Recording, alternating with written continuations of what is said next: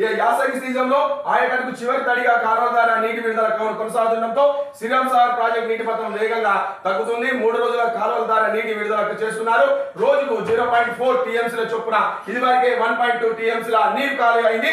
ఈ కాకతీయ కాలువ ద్వారా 5000 క్యూసెక్ల, లక్ష్మీ కాలువ ద్వారా 200 క్యూసెక్లు, సరస్వతి కాలువ ద్వారా 300 క్యూసెక్లు ఆవిరి రూపంలో 271 క్యూసెక్లు తాగునీటి అవసరాలకు 231 క్యూసెక్లు నీరు పోతుంది. ఈ ప్రాజెక్టు పూర్తి స్థాయి నీటి మొత్తం 1091 టీఎంసీల అడుగులు కాగా ఆదివారం సాయంత్రానికి ప్రాజెక్టులో 1058.30 అంటే 11.4 టీఎంసీలు అడుగుల నీరు నిల్వ ఉందని ప్రాజెక్టు అధికారులు తెలిపారు. ఇక చూద్దాం అదేవిధంగా నమస్తే తెలంగాణ జిల్లా వార్తలు.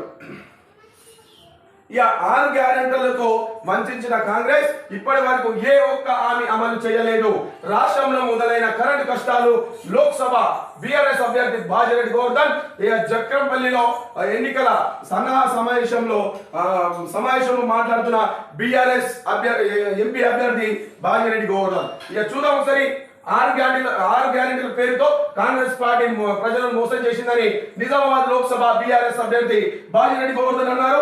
ఆదివారం చక్రపల్లి మండల కేంద్రంలోని లోక్సభ ఎన్నికల సన్నాహక సమావేశంలో నిర్వహించగా ఎమ్మెల్సీ విజి గౌడ్ తో కలిసి ఆయన హాజరయ్యారు. ఈ సందర్భంగా బాజిరెడ్డి మాట్లాడుతూ కాంగ్రెస్ పార్టీ 6 గ్యారెంటీల పేరు మీద 420 హామీలు ఇచ్చి నెరవేర్చకుండా మోసం చేసిందని మండిపడ్డారు.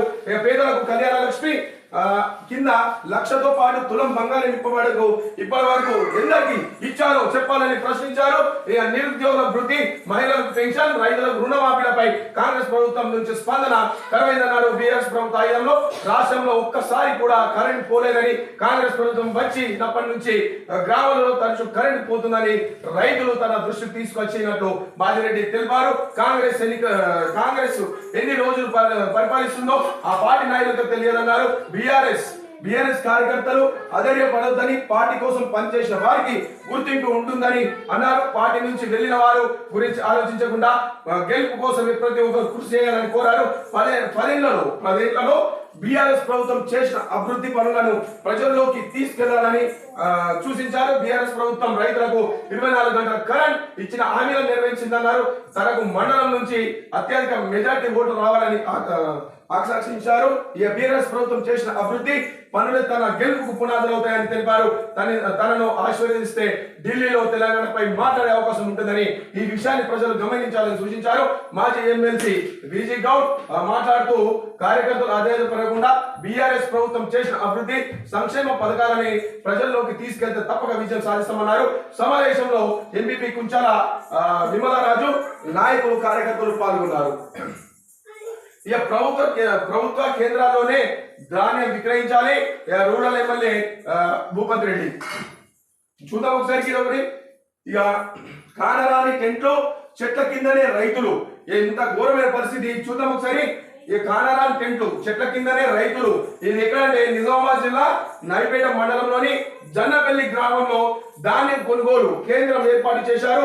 కేంద్రంలో సరైన సౌకర్యం కల్పించడంతో రైతులు ఇబ్బందులు పడుతున్నారు. వేసవి కాలం కావడంతో కనీసం టెంట్లు, నీటి సౌకర్యం కల్పించకపోవడంతో రైతులు చెట్ల కిందనే సేద తీరుస్తున్నారు. ఇప్పటికైనా అధికారులు స్పందించి సౌకర్యాలు కల్పించాలని కోరుతున్నారు. ఇక చూద్దాం. ఖాళీ బిందెలతో మహిళల ధర్నా.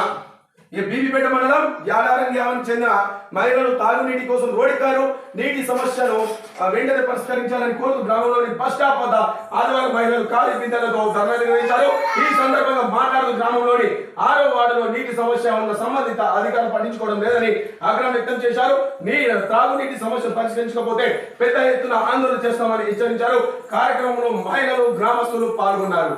ఇది చూద్దాం ఒకసారి. అదేవిధంగా ఎమ్మెల్యే సమక్షంలో కాంగ్రెస్ చేరికలు. వెలుగు నిజామాబాద్ జిల్లా వార్త చూద్దాం ఒకసారి. జుట్టాల ఎమ్మెల్యే తోట లక్ష్మీకాంతారావు సమక్షంలో పిట్లం మండలం అన్నారంలో పలువురు కాంగ్రెస్ పార్టీలు చేరారు. ఆదివారం అన్నారానికి వచ్చిన సందర్భంగా పలువురు యువకులు, పెద్దలు పార్టీలో చేరారు. వారి కండు కప్పి పార్టీలో పాల్గొనించారు. ఈ సందర్భంగా ఎమ్మెల్యే మాట్లాడుతూ రాబోయే పార్లమెంట్ ఎన్నికల్లో కాంగ్రెస్ అభ్యర్థి సురేష్ శెట్కర్ భారీ మెజారిటీతో గెలుస్తారని ధీమా వ్యక్తం చేశారు. ఈ కార్యక్రమంలో గ్రామ కాంగ్రెస్ నాయకులు పాల్గొన్నారు. ఇక చూద్దాం. బస్ స్టాండ్ కూల్చి ఎండలో నిలచబెట్టి, ఇది ఎంత ఘోరమైన పరిస్థితి. ఎక్కడో చూద్దాం ఒకసారి. ఇగో నీడ లేకపోవడంతో చెట్ల కింద బస్సు కోసం వేచి చూస్తున్న ప్రయాణికులు, ఇక రిపేర్ల కోసం కూల్చేసిన పిట్లం బస్ స్టాండ్ ఒకసారి చూద్దాం. పిట్లంలో బస్ స్టాండ్ కు రిపేర్లు, తాత్కాలిక షెడ్డు, నీటి సౌకర్యం కల్పించని ఆర్టీసీ అధికారులు, ప్రయాణికుల సంఖ్య పెరిగిన బస్సులు పెంచిన అవస్థలు, ఎండలోని తిప్పలు పట్టించుకొని ఆఫీసర్లు. ఇంత ఘోరమైన పరిస్థితి. విపరీతమైన ఎండ కొడుతున్నది ఎండాకాలంలో. షెడ్డుని రిపేర్ల కోసం షెడ్ స్లాబ్ మొత్తం పలగొట్టి